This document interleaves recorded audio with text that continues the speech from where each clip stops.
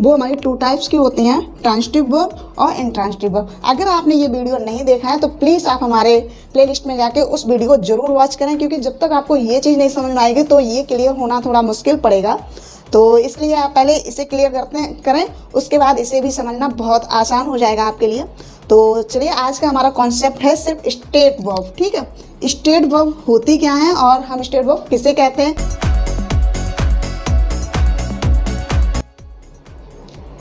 Hello my dear student, you are welcome in your YouTube channel new success classes and I am very welcome all of you.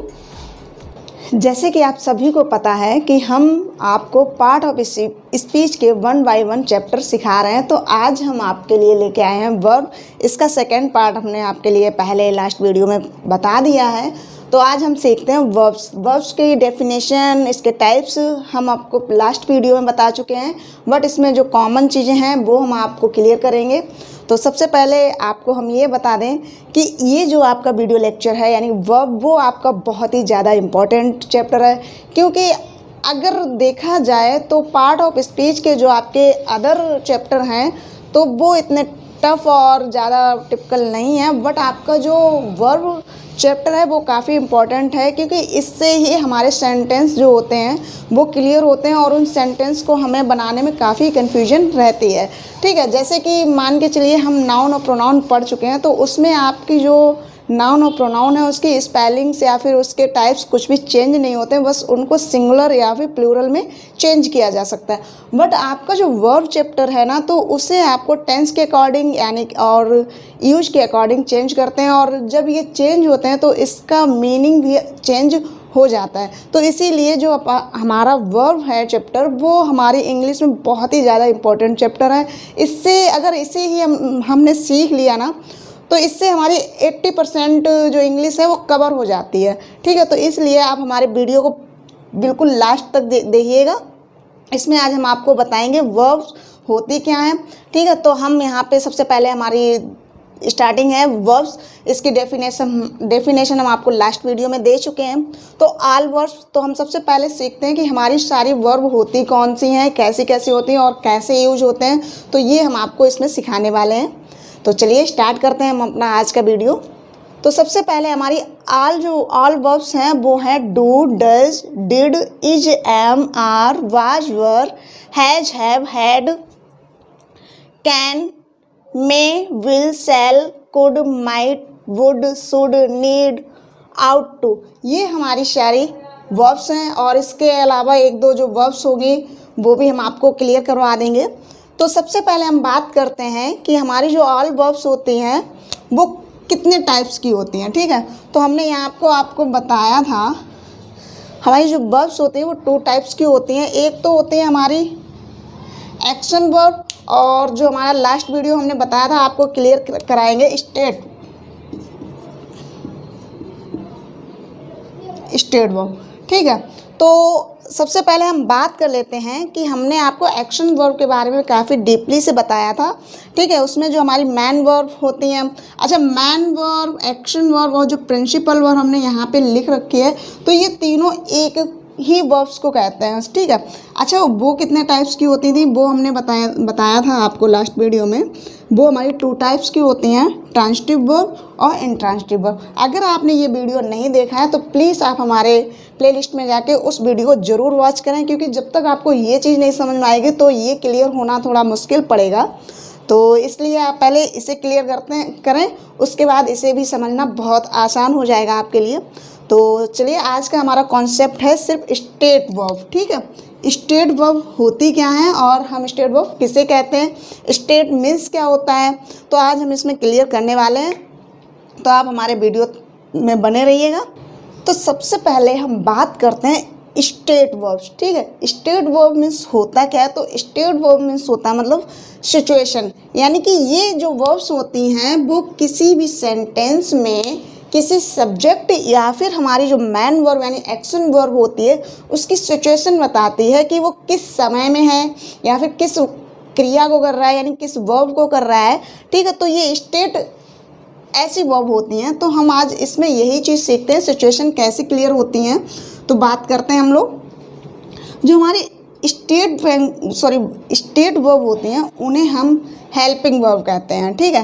Helping verb या फिर हम उसे auxiliary verb भी कहते हैं। यानी कि जो आपको यहाँ पे दिख रहा है, यानी हेल्पिंग वर्ब और ऑक्सिलरी वर्ब जो होती हैं हमारी, वो सेम ही होती हैं। कहने का अर्थ है जो आपकी ये जो वर्ब दी गई हैं उन्हें हेल्पिंग वर्ब यानी कि सहायक क्रिया कह सकते हैं या फिर ऑक्सिलरी वर्ब भी कह सकते हैं, ठीक है। ये नहीं कि आपको अगर किसी भी जगह पे या किसी से मतलब सुनने को मिलता है कि हेल्पिंग वर्ब बताइए या फिर ऑक्सिलरी वर्ब बताइए, तो आप कंफ्यूजन हो जाएंगे कि पता नहीं हमें तो हेल्पिंग वर्ब ये पढ़ाई गई हैं, अब ये ऑक्सिलरी वर्ब क्या होती हैं, तो आप कंफ्यूज हो जाएंगे। तो आपको कंफ्यूजन क्लियर कराने के लिए मैं बता देती हूँ कि ये जो आपकी वर्ब होती हैं वो सारी यही होती हैं, ठीक है। सबसे पहले हम बात करते हैं जो हमारी हेल्पिंग वर्ब होती हैं वो कितने टाइप की होती हैं। तो सबसे पहले हमारी हेल्पिंग वर्ब होती हैं वो 2 टाइप्स की होती हैं। एक होती है प्राइमरी वर्ब और दूसरी होती है मॉडल वर्ब, ठीक है। अब ये प्राइमरी वर्ब क्या होती हैं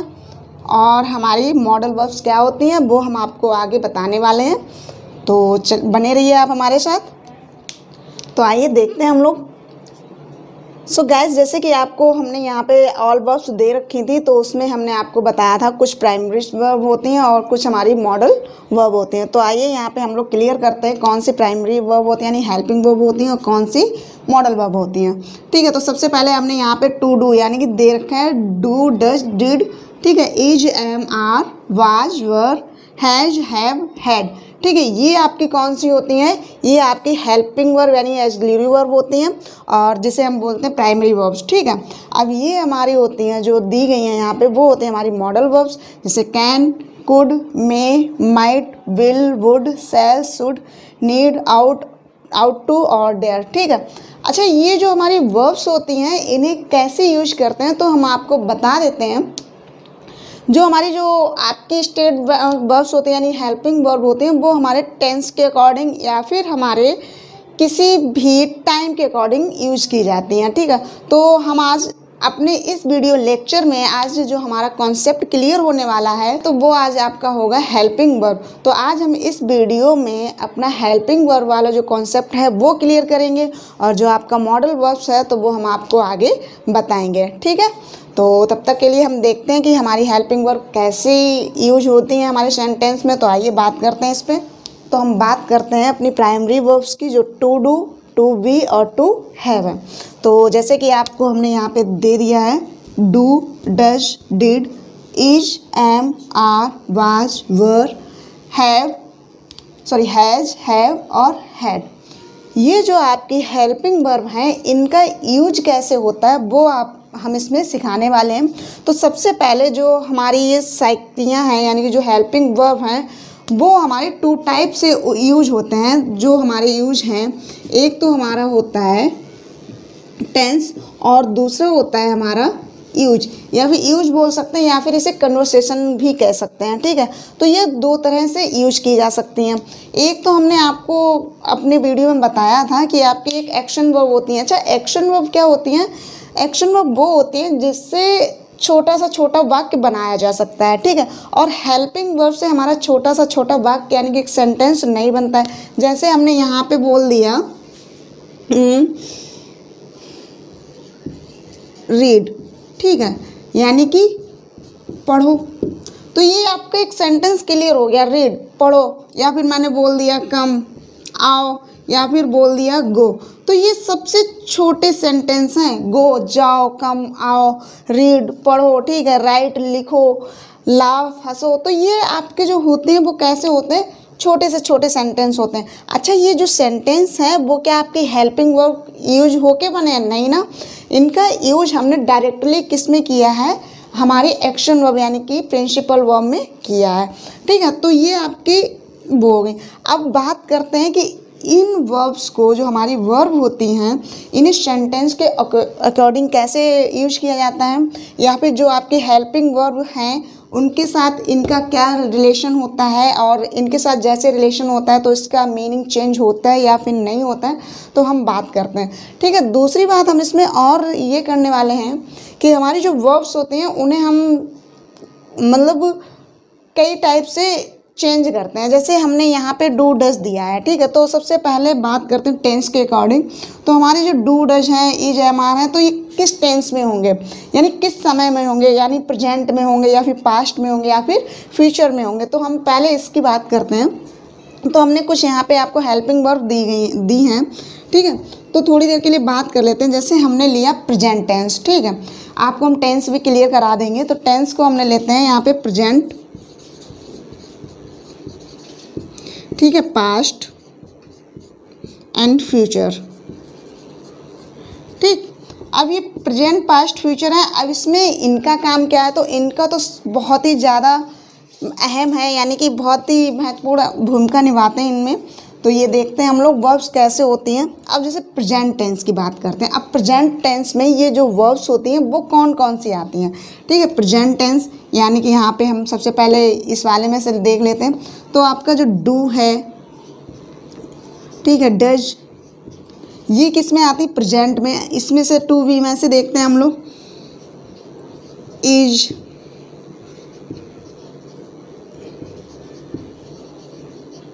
एम, आर, ठीक है। इसमें से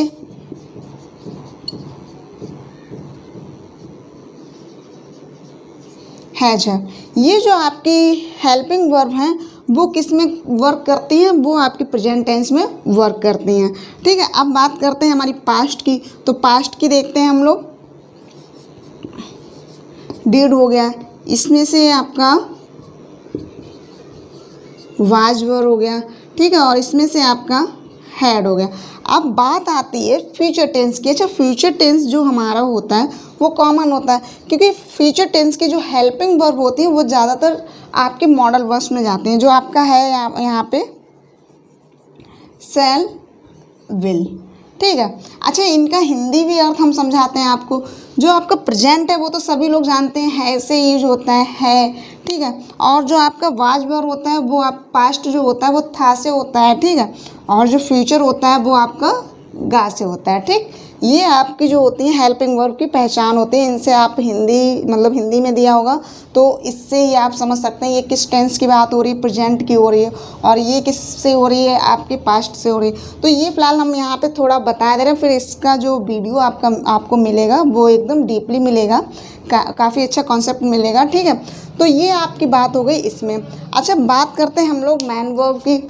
तो यहाँ पे कुछ एग्जाम्पल से भी हम समझ सकते हैं और समझते हैं यहाँ पे कैसे क्या यूज होता है। जैसे हमने यहाँ पे फॉर एग्जाम्पल कुछ दिए हैं।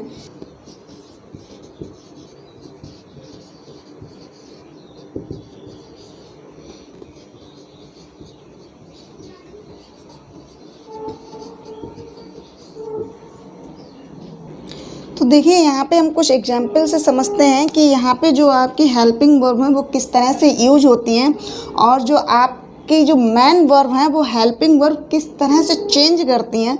आइए वो हम समझते हैं। जैसे हमने यहाँ पे फॉर एग्जाम्पल कुछ दे रखे हैं आपको, ठीक है, आई एम प्लेइंग, ठीक है, और दूसरा है आपका ही इज़ रीडिंग। अच्छा, यहाँ से तो आपको ये जो मेन चीज़ें दिख रही होंगी वो आपको समझ में आ रहा होगा, वो आपकी क्या है, हेल्पिंग वर्ब है। अब वो हेल्पिंग वर्ब है वो किसकी है, टू बी से, यानी कि किसी के होने का जो बताती हैं उससे हैं, ठीक। अब बात आते हैं यहाँ पे प्लेइंग और रीडिंग। तो इसमें ये क्या है और आपका प्लेइंग क्या है, तो इसे हम पहले क्लियर करते हैं, ठीक है। अब आपको यहाँ पे एम तो बहुत अच्छे से समझ में आया होगा। एम हमारी क्या है, एम आपकी हमारे है हेल्पिंग वर्ब या फिर आपके ऑक्सिलरी वर्ब, ठीक है। दूसरी आपकी है जैसे प्लेइंग। अब ये आपका जो प्ले है ये क्या है, और उसमें आपकी जो प्लस ING है ये क्या है। तो सबसे पहले जो आपकी प्लेइंग दे रखी है वो आपकी है मैन वर्ब, ठीक है, जिसे हम एक्शन वर्ब भी कहते हैं। तो ये आपकी है। अच्छा, ये ING वर्ब लगी है, तो यहाँ पे थोड़ी सी बात करते हैं। हमारी जो वर्ब होती हैं वो उनके टाइप चेंज होते हैं, किसके अकॉर्डिंग होते हैं, हमारे टेंस के अकॉर्डिंग। जैसे हमारा डू, डज या फिर डिड होता है तो वहाँ पे हमारी जो वर्ब होती है, यानी कि जो हमारी मैन वर्ब होती है यानी एक्शन वर्ब होती है, तो उसका यहाँ पे वर्क होता है फर्स्ट फॉर्म में, ठीक है, वर्ब की फर्स्ट फॉर्म आती है। और जो हमारा is, am, are was were होती है तो उसमें हमारी जो होती है उस वर्ब की फर्स्ट फॉर्म प्लस आईएनजी होती है। ठीक है, जो आपका हैज हैव हैड होती है उसमें आपकी वर्ब जो होती है वर्ब की थर्ड फॉर्म होती है।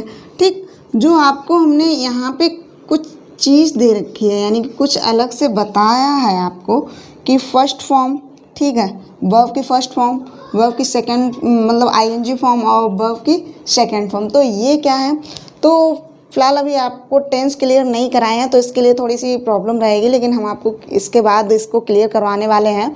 तो जो आपके टेंस हैं तो उसमें वर्ब का बहुत ही ज़्यादा यूज होता है। ठीक है, तो उसमें जो हमारी होती है यानी जो मैन वर्ब होती हैं, जो आपकी मैन वर्ब होती है उनकी फोर्थ फॉर्म होती है, यानी कि फर्स्ट फॉर्म होती है, सेकंड होती है, ठीक है, थर्ड होती है और फोर्थ फॉर्म होती हैं, ये फॉर्म होती है। तो यहाँ पे आपको वर्ब की मैन वर्ब की फॉर्म पता हुई हैं, वो हम आपको आगे और बताएंगे इसे, और उसके बाद आपको हेल्पिंग वर्ब काफ़ी क्लियर हुआ होगा। ठीक है, तो आइए अब हम इससे थोड़ा एग्जाम्पल के थ्रू और समझते हैं कि मैन वर्ब कैसे होती हैं और आपकी हेल्पिंग वर्ब कैसे होती हैं। ठीक है, तो वो आपको हम एग्जाम्पल के थ्रू समझाने वाले हैं। तो आइए हम अब समझते हैं एग्जाम्पल के थ्रू। जैसे हमने यहाँ पे आपको एक एग्जाम्पल दे रखा है कि आई एम गर्ल, तो यहाँ पे आपका वर्ब तो है बट आपका मैन वर्ब नहीं है, क्योंकि यहाँ पे किसी के होने का संकेत किया जा रहा है, पॉइंट किया जा रहा है आपको। ठीक है, अब यहाँ पे देखिए यू वाज ए किंग, यहाँ पे भी क्या बताया गया है कि किसी के होने के बारे में बताया गया कि क्या आप मतलब वह एक राजा था। ठीक, सॉरी तुम एक राजा थे। ठीक है, नेक्स्ट आपका यहाँ पे दिया गया है she is plucking the flower. अब यहाँ पे इससे थोड़ा चेंज हो रहा है एग्जाम्पल, ऐसे चेंज हो रहा है कि यहाँ पे आपकी दो वर्ब दी गई हैं, एक तो आपकी हेल्पिंग वर्ब दी गई है और दूसरा आपको दी गई है मैन वर्ब। ठीक है, ये आपकी हेल्पिंग वर्ब है। अच्छा, जो ऐसे हैं मतलब जहाँ पे दो चीज़ें दी जाती हैं वो आपके जो यूज होते हैं वो टेंस के अकॉर्डिंग होते हैं। ठीक है, टेंस के अकॉर्डिंग होते हैं। अब जैसे यहाँ पे अब तो क्लियर हो सकता है ना आपको कि इज जो आपका है वो क्या है, आपकी हेल्पिंग वर्ब है। ठीक है, और जो आपका प्लकिंग है हमने आपको बताया कि जहाँ पे इज एम वार मतलब इज एम आर या फिर वाज वर आता है तो उसमें वर्ब की यानी जो मैन वर्ब होती है उसकी फॉर्म में आईएनजी का यूज होता है। ठीक है, तो वो आपकी क्या हो जाती है, मैन वर्ब हो जाती है। और जो आपका ये दिया गया है द फ्लावर, तो वो आपका ऑब्जेक्ट हो जाता है। ठीक है, स्टेट जो आपकी वर्ब्स होती हैं वो सेंटेंस में किसी वर्ब का होना ही बताते हैं। ठीक, ये आपकी होती हैं आप हेल्पिंग वर्ब। जैसे यहाँ पे देखिए यू हैड प्लकिड, अब यहाँ पे प्लकिंग और यहाँ पे प्लकिड यानी कि ये आपकी क्या दे रखी है, ये आपकी थर्ड फॉर्म दे रखी थी। ठीक है, द फ्लावर, तो ये आपकी हुई है वर्ब्स जो आपको यहाँ पे क्लियर हो चुकी होंगी। ठीक है, तो इसके बाद अब हम बात करते हैं, अगर थोड़ी सी बात करेंगे मॉडल वर्ब्स के बारे में। ठीक, तो देखिए बात करते हैं हम लोग मॉडल्स वर्ब। ठीक है, मॉडल्स वर्ब्स, अच्छा ये होती कैसी हैं, इनका प्रयोग हेल्पिंग वर्ब की तरह ही यूज होता है। इन्हें भी अगर कहते हैं तो ये एक हेल्पिंग वर्ब की तरह यूज होते हैं। इनका मतलब कोई एक्शन वर्ब या फिर मैन वर्ब से रिलेशन नहीं रहता है। ठीक है, तो ये हेल्पिंग वर्ब की तरह ही काम करते हैं, लेकिन होती किसके साथ है, ये मैन वर्ब के साथ यूज होती हैं। ठीक है, नेक्स्ट इसका पॉइंट है ये किसी भी सेंटेंस में यानी किसी के भाव या फिर क्रिया विधि को व्यक्त करती हैं। ठीक, दूसरा मतलब पॉइंट रह गया है हमारा, जैसे हमने आपको वर्ब के बारे में बताया था, आपका इज,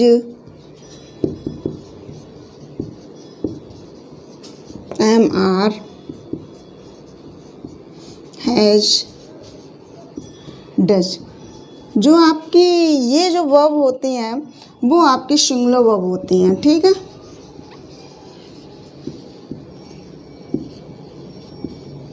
सिंगुलर वर्ब होती हैं। अब जैसे यहाँ पे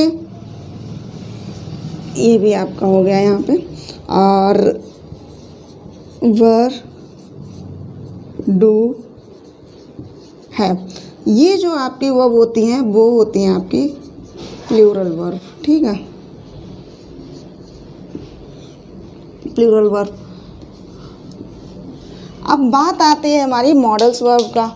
तो जो हमारी मॉडल्स वर्ब होती हैं वो सिंगुलर और प्लूरल से रिलेशन नहीं रखती हैं, वो हमारी जो होती हैं वो सिंगुलर और प्लूरल दोनों में आती हैं। जैसे हमारा और रहेगा, जैसे डिड हो गया और आपका यहाँ पे हैड भी हो गया, ठीक है।